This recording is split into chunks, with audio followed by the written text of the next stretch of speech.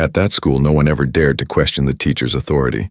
He was known for his arrogance, for treating the poorer students with disdain, and most of all, for choosing targets to humiliate in front of the class. That morning, the target was her, a black girl, shy with gentle eyes and notebooks always kept immaculate. With a mocking smile plastered on his face, the teacher pointed at the girl and said loudly so everyone could hear, "If you know so much, solve this now." The classroom erupted in laughter. The sound echoed like a cruel wave, each burst of laughter piercing the girl's heart. But no one could have imagined that her response, simple and firm, would change everything. A heavy silence would fall over that room, and even the arrogant teacher would be forced to swallow his pride. Because when truth arrives, it silences even the loudest of the unjust. Before we continue, I'd love to know where you're watching from today. And if you're enjoying these stories, make sure you're subscribed to the channel. The school bell rang sharply at 8 a.m., echoing through the old hallways. Students rushed into the classroom, dragging their worn-out backpacks across the floor. The faint smell of cheap coffee lingered in the air, mixed with the chatter of teenagers who hadn't yet realized that this day would be different from all the others. At the back of the room sat Amara, a 14-year-old girl.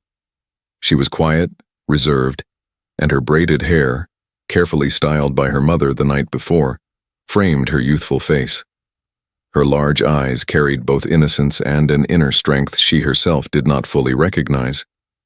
Her notebooks were neat, her handwriting round and precise. Unlike many classmates who saw school as a chore, Amara believed education was her one true path out of poverty. But there was an obstacle in her way: Mr. Miller, the math teacher. He was a man in his late 40s, tall, with graying hair and a permanent scowl etched into his face. Known for his strictness, he had a darker reputation. He enjoyed belittling students. Instead of nurturing curiosity, he thrived on fear. His sarcasm and arrogance often turned lessons into spectacles of humiliation, with the poorer students as his favorite targets. That morning, he was especially irritable. He scribbled equations furiously on the chalkboard, chalk dust flying with each stroke. He didn't explain, he lectured, he didn't teach, he tested. His goal wasn't for the students to learn, but to expose who didn't know. Suddenly he stopped, turned around, and barked out a difficult question. The kind of problem that even the brightest students would struggle to answer without preparation. Silence filled the room instantly. Heads dropped, eyes avoided his gaze. Nobody wanted to be chosen. But Mr. Miller's eyes narrowed, and then landed on Amara. He smirked. "You there, Amara. You always keep those notebooks so neat, don't you? Let's see if you're as smart as you look. Solve this. Right now. In front of everyone." The classroom stirred. A wave of whispers and muffled laughter spread among the students. Amara's heart pounded against her chest. Her face flushed hot. Her palms grew sweaty. She knew the answer. She studied every night. But the way he spoke turned her confidence into doubt. His voice wasn't a teacher's voice, it was a trap, a setup to watch her fall. "Come on," he pressed, his tone dripping with sarcasm. "If you know so much, prove it. Show us all. Right now." The laughter grew louder. From the back of the class, a boy snickered. "The genius is gonna choke," another added cruelly. "Bet she can't even read the question." Amara swallowed hard. Every word cut deeper than a knife. All she wanted was to disappear, to fold into herself until she became invisible. But then, a memory surfaced in her mind. Her mother's voice, soft but firm, whispered from last night's prayer. "My daughter, never bow your head to anyone who wants to make you small. God gave you intelligence. One day the world will see it." That thought gave her just enough courage to slowly rise from her seat. Her knees trembled, but she stood tall. The classroom grew quieter, though stifled giggles still broke the silence. She inhaled deeply, eyes fixed on the board, and whispered her first words. "I think the right way to solve it is..." "You think?" Mr. Miller cut her off instantly, bursting into mocking laughter. "Either you know or you don't. People who think usually know nothing." The classroom erupted. Laughter echoed like thunder. Amara blinked quickly, holding back tears. She refused to let them see her cry. At that moment, she wasn't just a student answering a math question. She was a young black girl fighting against a system that wanted her silent, invisible, broken. Mr. Miller stepped closer to her desk, tapping his ruler on her notebook. "Come on, girl. Show us. Prove that you actually belong in this classroom. Or is all that neat handwriting just for show?" Amara's chest tightened. She wanted to speak. She wanted to prove herself. She wanted to silence every laugh in that room. But before she could, the teacher raised his voice and turned to the rest of the class. "See? This is exactly what I'm talking about. Look smart, but when it matters, nothing. Just empty pretending." And the classroom exploded in cruel laughter once again. Amara's heart shattered. The moment Mr. Miller's words echoed through the classroom, a wave of laughter broke out louder than before. It wasn't just a few chuckles, it was a storm. Desks rattled as students slapped them with their hands, leaning over with tears of amusement, mocking Amara as if she were the punchline of a cruel joke. For Amara, each laugh felt like a knife twisting deeper. She stood frozen, her throat tight, her eyes burning. She wanted to scream, to defend herself, but her voice refused to come out. From the back, one boy shouted, "Hey, Amara, maybe you should go back to kindergarten." Another added, his tone dripping with venom. "Or maybe she should stop pretending. Smart girls don't come from her side of town." The laughter intensified. Amara's gaze dropped to her notebook.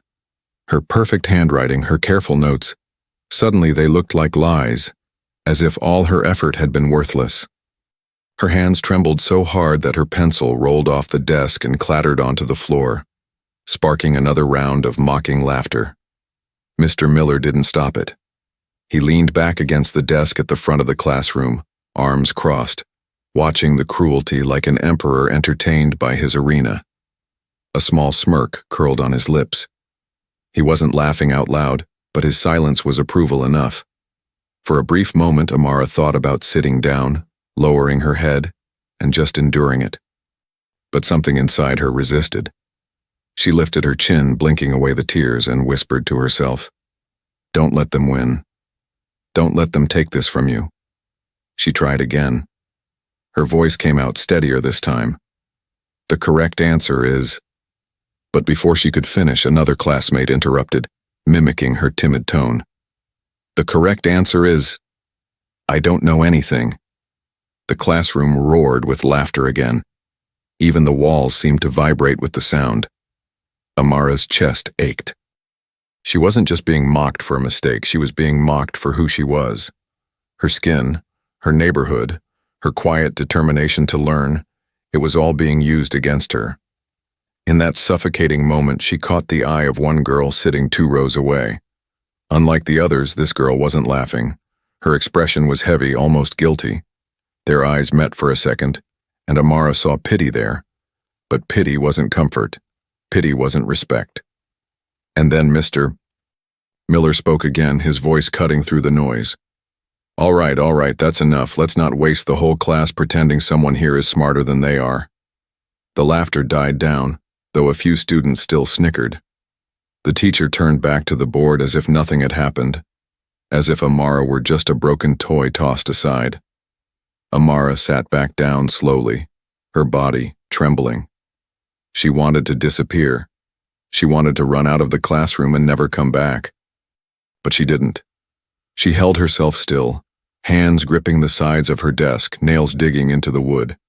Inside, though, her heart was shattering. She kept hearing the echoes of laughter, over and over again, each sound replaying in her head like a cruel reminder that she didn't belong. But deep down in the middle of her pain, a seed was planted, a thought so faint she almost missed it. One day, I will make them all regret laughing at me. That thought, fragile but burning, would stay with her long after the bell rang. The final bell rang, releasing the students into the noisy hallways. For most, the day was over. Just another routine class, another set of laughs to carry home. But for Amara, it was a wound that wouldn't stop bleeding. She walked down the sidewalk with her head lowered, clutching her backpack straps so tightly her knuckles turned white. Her feet dragged against the cracked pavement. the echo of laughter from the classroom still chasing her like ghosts she couldn't outrun. Every cruel word replayed in her head. Smart girls don't come from her side of town. Bet she can't even read. Looks smart, but when it matters, nothing. Each phrase cut deeper, not because she believed them, but because she feared the world did. When she reached the small apartment she shared with her mother, the familiar smell of beans cooking on the stove filled the air. The sound of gospel music played softly from the kitchen radio, her mother humming along as she stirred the pot. For a moment, the warmth of home almost erased the sting of the day. But the weight in Amara's chest wouldn't leave. "You're back, sweetie," her mother greeted with a smile, wiping her hands on a worn kitchen towel. "How was school?" Amara hesitated. Her lips parted, but no words came. How could she tell her mother that her teacher mocked her, that her classmates laughed until their sides hurt, that the very place where she was supposed to learn had become a battlefield against her spirit? She forced a small smile. "It was fine." Her mother nodded, satisfied with the answer, and went back to the stove. But Amara slipped into her small bedroom, closed the door quietly, and finally let the tears fall. She buried her face into the pillow, sobs shaking her small frame. The laughter echoed in her ears again and again, each wave of sound crushing her heart. She cried not just for the humiliation of that day, but for the fear that tomorrow would be the same. She wanted to scream. She wanted to ask God why life had to be this hard, why the world seemed to enjoy watching her fail. But instead she whispered between sobs, "God, please, don't let me break." Her voice cracked, but the prayer gave her a tiny spark of relief, like a candle lit in complete darkness. After a long while, her mother knocked gently on the door. "Amara, dinner's ready." Quickly, Amara wiped her face, hiding the red in her eyes. She couldn't let her mother see the pain. Her mother already worked 2 jobs just to keep food on the table. She didn't need to carry her daughter's burdens too. At the dinner table, they ate in silence. Her mother spoke about her day at work, about a co-worker who had been kind enough to share a ride, about the church service they would attend on Sunday. Amara nodded, answered softly, and forced a few smiles. But deep inside, the silence screamed. That night, after her mother fell asleep, Amara sat by the window looking at the flickering streetlight outside. She hugged her knees to her chest, the night air cold against her skin. She whispered to herself, "One day, I'll make them see. One day they'll know I'm not worthless." It was a fragile promise, but it was all she had. And though her pillow was still wet with tears, something inside her refused to die. The morning sun filtered weakly through the thin curtains of their small apartment. The smell of coffee brewing filled the air, mixing with the faint sound of church hymns coming from the neighbor's radio. Amara sat at the kitchen table, staring at her untouched bowl of cereal. Her spoon rested limp in her hand, moving only to stir the milk slowly without purpose. Her mother, Mrs. Daniels, watched from the stove. She had been up since 5 a.m., as always, preparing for her shift at the diner. Life had carved lines of fatigue on her face, but her eyes remained sharp, eyes that could see through her daughter's silence. "Amara," she said softly, turning off the stove. "You haven't said a word since yesterday. Tell me, what's wrong?" Amara shook her head quickly. "Nothing, Mama. I'm fine." But her mother wasn't fooled. She set down the pan, walked over, and gently lifted her daughter's chin so their eyes met. That was when she saw it, the redness around Amara's eyes, the quiet heaviness in her gaze. "Don't lie to me, child. A mother knows." Tears welled up in Amara's eyes, threatening to spill. She bit her lip, but the weight in her chest broke free. With a trembling voice, she whispered, "They laughed at me, Mama. The whole class. And Mr. Miller, he made them laugh." Her mother's chest tightened, but she didn't flinch. She cupped Amara's face in her hands. "Listen to me. Those children, that teacher, they don't define you. Do you hear me? They don't decide your worth." Amara looked down, her voice cracking. "But Mama, No matter how hard I study, it's never enough. They see me and think I don't belong there. Mrs. Daniels took a deep breath. Her voice carried both pain and authority, like a woman who had survived her own storms. Baby girl, the world will try to tell you that you're less, that you don't deserve to sit in certain rooms, or answer certain questions, or dream certain dreams. But the world doesn't have the final say. God does. She pulled out a worn Bible from the counter, its pages marked and frayed from years of use. Opening it, she pointed to a verse underlined in red ink. "Read this, Amara." Amara read softly. "The stone which the builders rejected has become the cornerstone." Her mother nodded. "You hear that? People might reject you, laugh at you, humiliate you. But that same rejection can become the foundation for your strength. God doesn't abandon the just. He lifts them up, even when the world tries to push them down." Amara's tears flowed freely now, but they were different tears. Less of pain, more of release.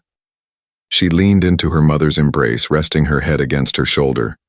"But Mama, what if I fail again?" Mrs. Daniels kissed her forehead. "Then you stand up again, and again, because the only way you truly fail is if you give up.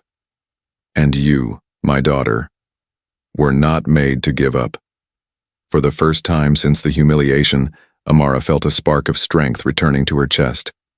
The laughter of her classmates still echoed in her memory, but her mother's words rang louder.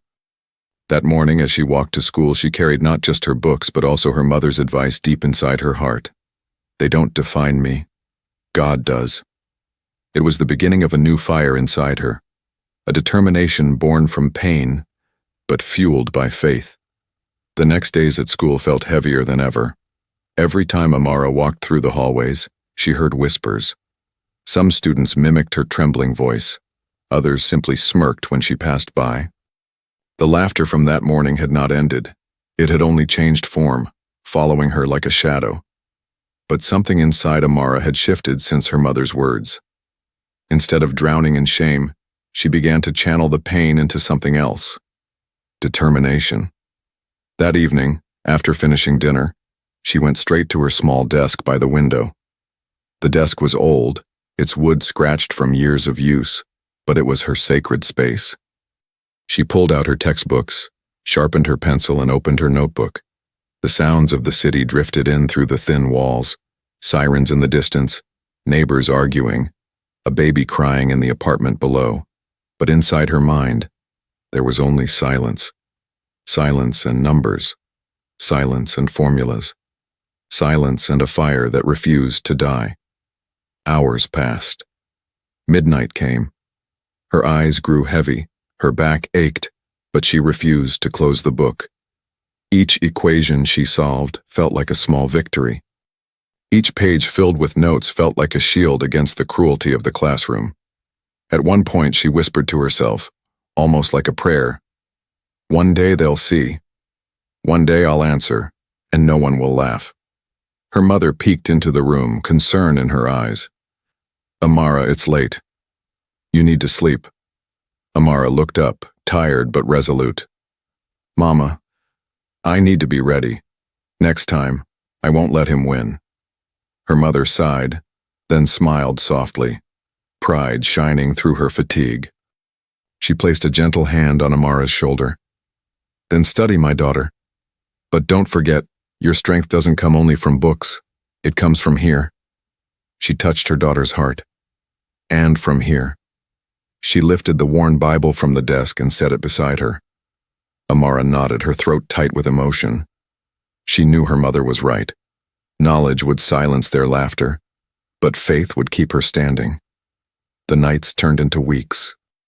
Amara's routine became relentless, school by day, studying by night. Her body grew tired, but her spirit grew stronger. While her classmates spent their afternoons playing or scrolling through their phones, Amara fought quietly in her room, equipping herself for a battle no one else knew she was preparing for. Sometimes exhaustion made her cry silently into her pillow. Sometimes doubt whispered cruelly, "What if you fail again? What if nothing changes?" But then she would remember her mother's voice. The only way you fail is if you give up. So she pressed on. One night, as the rain tapped gently against the window, Amara closed her book and stared at the candle flickering on her desk. Her eyes were tired, but her heart burned with a strange, new certainty. She whispered into the quiet room, "I'm ready." She didn't know when the next test would come. But she knew when it did, she would not face it as the girl who once cried into her pillow. She would face it as someone who had fought in silence, someone who had turned humiliation into strength. And for the first time in weeks, Amara fell asleep with a small smile on her face. The weeks passed, and life at school seemed to return to its usual rhythm. The hallways buzzed with chatter, lockers slammed, and students complained about homework and cafeteria food. For everyone else, it was ordinary. For Amara, however, every day was a silent test. She carried her books like armor, her notebooks filled with nights of relentless study. Though the laughter had quieted, the memory of that day lingered like a scar. She still caught whispers from time to time, a smirk from a boy, a mocking glance from a girl. But Amara no longer lowered her head. She held her chin higher, her eyes sharper. Inside, she was waiting for the moment to prove herself. That moment came one gray Tuesday morning. Mr. Miller entered the classroom with his usual air of superiority. His shoes clicked against the linoleum floor, his tie slightly crooked, his face already carrying the look of someone eager to remind everyone of their place. He set his briefcase down with a heavy thud and picked up a piece of chalk. "Open your books," he commanded, writing a complex equation across the board. His voice was sharp, each word punctuated with disdain. The students groaned, flipping pages reluctantly. Mr. Miller turned abruptly, scanning the room like a predator. His eyes narrowed as they landed on Amara. A smirk crept across his face, the kind that made her classmates tense with anticipation. "Well, well," he said slowly. "Let's see if our little prodigy has improved. Amara, why don't you come up here and solve this?" The room froze. A hush fell over the students, followed by a few snickers. The memory of the last humiliation still hung in the air, and everyone expected history to repeat itself. Amara's heart raced, but this time, it wasn't fear that filled her chest. It was fire. She had been waiting for this. Her hands trembled slightly as she stood, but her steps toward the board were steady. From the back, a voice whispered just loud enough for others to hear, "Here we go again. Get ready to laugh." A ripple of giggles followed. Mr. Miller tapped the board with the chalk. "Go on, Amara. Show us what you've got. Or are we wasting our time again?" Amara gripped the chalk, feeling its dust coat her fingers. She stared at the equation. Weeks ago, it would have seemed impossible. Weeks ago, her mind would have gone blank under the weight of so many eyes. But now, after countless hours at her desk, after prayers whispered through tears, the numbers began to fall into place. She took a deep breath. "First, we isolate the variable," she said, her voice steady, though soft. The room stirred. Some students leaned forward, surprised to hear her speak with confidence. She wrote quickly, the chalk squeaking against the board as each line of the equation unfolded. Her movements weren't hesitant. They were deliberate, precise, almost rehearsed. Behind her, Mr. Miller's smirk faltered just slightly. He crossed his arms, watching more intently now. Amara continued, explaining each step aloud. "Then we divide both sides, simplify here, and the answer is..." She placed the final number on the board, circled it, and set the chalk down. For a moment, the classroom was silent. No laughter, no whispers, just silence. Amara turned slowly, her eyes scanning the room. Some students looked stunned. Others exchanged wide-eyed glances. And then, one boy muttered under his breath, almost incredulous, "She got it right." The silence thickened. All eyes shifted to Mr. Miller. His jaw tightened. His smirk was gone. He forced a dry laugh, attempting to brush it off. "Well, looks like you studied for once. Don't think one right answer makes you a genius." But his voice lacked its usual sharpness. There was something else there. something closer to irritation, even fear. Amara didn't respond. She simply walked back to her seat, her steps lighter, her heart pounding with triumph. For the first time, she hadn't just survived his challenge. She had conquered it. The classroom was still quiet after Amara returned to her seat. The sound of the chalk hitting the tray echoed louder than usual, marking the end of a moment that had stunned everyone. Her classmates, who had once laughed so easily, now exchanged uncertain glances. The boy who had mocked her voice weeks earlier tapped his pencil nervously, avoiding her eyes. A girl in the front row, who had giggled at every cruel joke, now stared at Amara with her lips pressed together, as if unsure whether to be ashamed or impressed. For the first time, the silence wasn't against Amara, it was because of her. Mr. Miller tried to continue the lesson as if nothing had happened. He scribbled another equation on the board, his voice sharper, faster, as though he needed to regain control. But it was too late. The air in the room had shifted. The authority he once held effortlessly had cracked, and the students could feel it. Amara sat at her desk, her hands resting on her notebook. Her heart was still racing, but beneath the rush of adrenaline was something new. Calm. She had done it. She had faced the storm, and for the first time she had not drowned. From the corner of her eye, she noticed something that made her chest tighten. A classmate was watching her, not with mockery, but with admiration. It was the same girl who weeks ago had given her a look of pity during her humiliation. But now her eyes carried something different. Respect. The girl whispered to the student beside her, "She's actually smart." The words were quiet, but Amara heard them.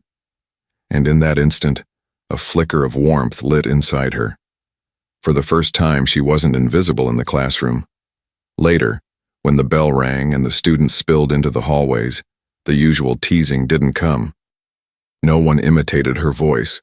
No one mocked her notes. Instead, there were hushed conversations, sidelong glances. Some students even stepped aside as she walked past, as though they were seeing her differently now. But not everyone was ready to change. In the corner, a group of boys muttered with irritation, "She just got lucky." Yeah, anyone could have memorized that. Still, their voices no longer carried the weight of the crowd. That evening, as Amara walked home, her steps felt lighter. She replayed the moment in her mind, how the chalk moved in her hand, how the silence fell, how even Mr. Miller had been forced into unease. And for the first time since the humiliation, she smiled to herself. When she reached home, her mother noticed instantly. "You look different today," she said, raising an eyebrow as she stirred the pot on the stove. Amara nodded, her eyes shining. "Mama," I answered, and I was right. Her mother's face lit up with pride. She pulled her daughter into a tight embrace. "See? I told you. The world may laugh, but God never abandons the just. He lifts them up when the time is right." Amara closed her eyes, resting in her mother's arms. For the first time, she felt that the time of laughter at her expense was ending, and a new chapter was beginning. Somewhere deep inside, she knew this was only the beginning of her fight. The classroom buzzed with low chatter as students settled into their seats the following week. There was a strange tension in the air. Everyone remembered what had happened days before. The silence, the perfect answer, the shift in the room. Mr. Miller, however, had not forgotten either. And it gnawed at him. His authority had been shaken by a girl he considered beneath his notice. He had to regain control, to prove that her success was nothing more than a fluke. That morning, his eyes were sharper, his tone colder.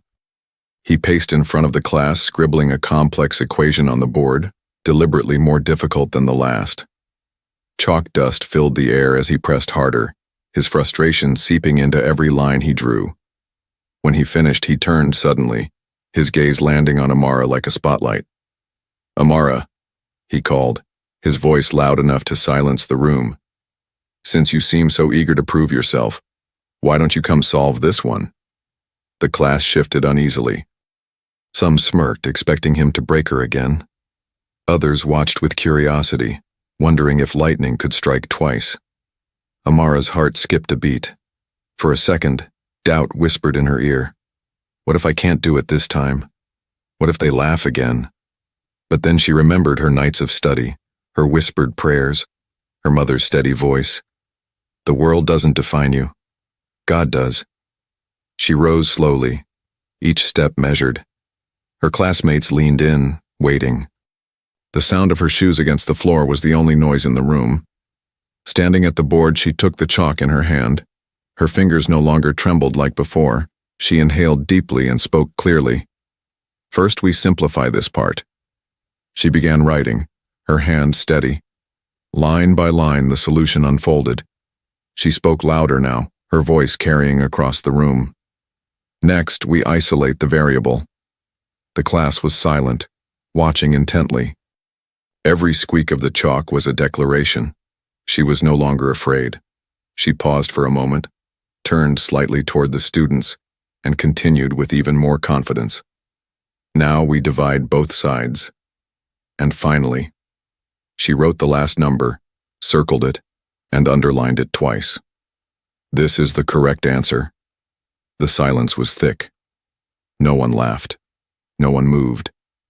Amara turned fully to face the classroom, her eyes meeting theirs one by one. There was no shame in her gaze, no fear in her posture. She stood tall, shoulders back, chin high. Then, breaking the silence, a student in the back whispered in disbelief, She did it again."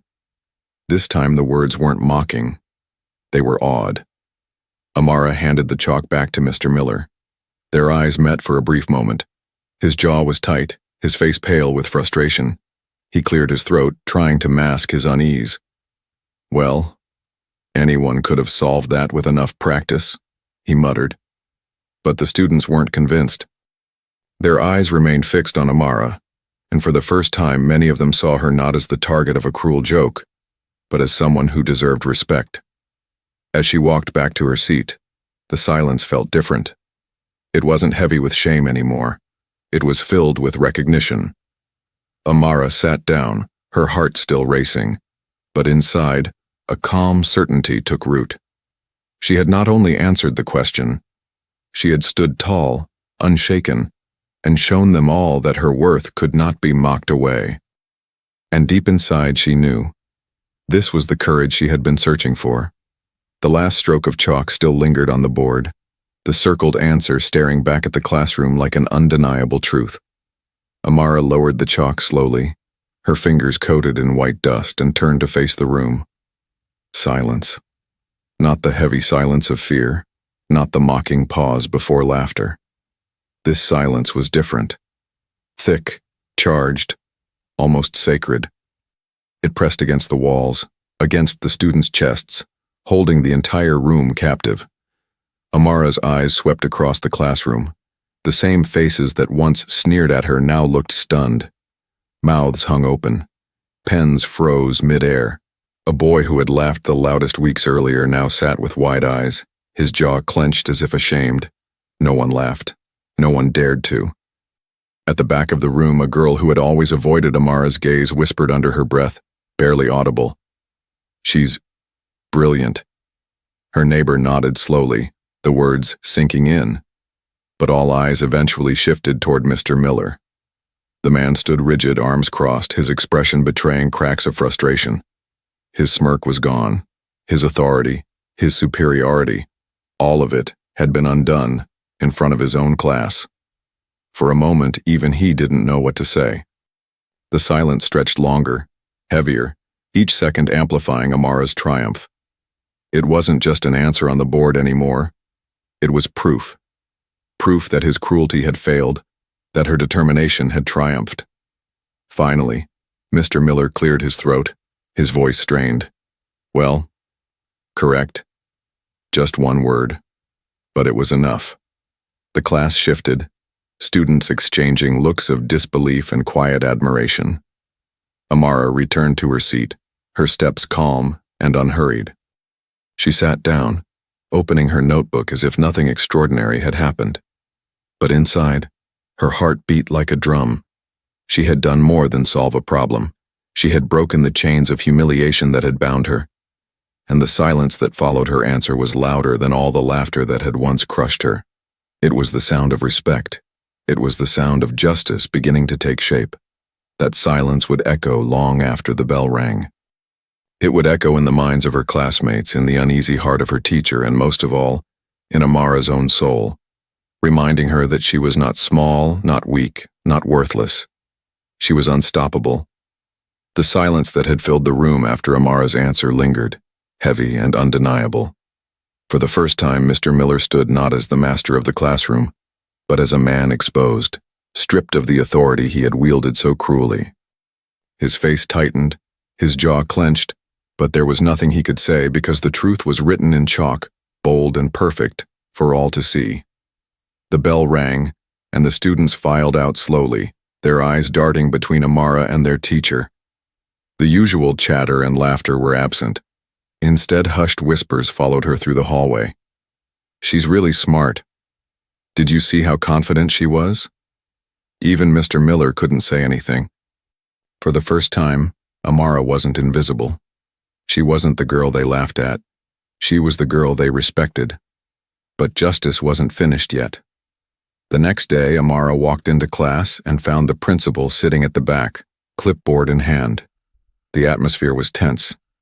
Mr. Miller entered, surprised to see his superior but forced a smile. The lesson began, but it wasn't long before his arrogance surfaced again. He posed another harsh question, his tone sharp, his eyes once again settling on Amara. "Well, let's see if yesterday was just luck." The students shifted uncomfortably, but this time, instead of fear, Amara rose with quiet confidence. She walked to the board, explained each step with clarity, and finished with precision. Again, silence. And then, something new. Hands began to clap. First one student, then another, then the entire room. The applause filled the classroom, bouncing off the walls, drowning out Mr. Miller's authority. The principal stood, his voice calm but firm. "Mr. Miller, I've received multiple complaints about your conduct. What I witnessed today confirms them. This is not teaching. This is humiliation." The class gasped. Mr. Miller's face drained of color. He tried to speak, but the principal silenced him with a raised hand. "You will be removed from this class until further notice." The students erupted, not with laughter this time, but with relief. Some even cheered. And there, in the middle of it all, Amara stood tall. The same girl who had once wept into her pillow was now the symbol of strength and resilience for the entire class.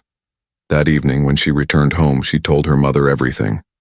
Her mother listened, tears streaming down her face, and hugged her tightly. "I told you, Amara. God never abandons the just. They tried to humiliate you, but He lifted you up in front of everyone." Amara closed her eyes, resting in her mother's embrace. The laughter that once haunted her was gone. In its place was a new sound, the echo of clapping hands, the sound of victory, the sound of justice fulfilled. And in her heart she whispered, "I am not worthless. I am chosen, and nothing can take that away." Have you ever been underestimated or humiliated only to prove everyone wrong? Share your story in the comments. Do you believe that justice always arrives even if late? Write it below. Remember, never lose hope. Justice may take time, but it always comes. And in the end, good always wins.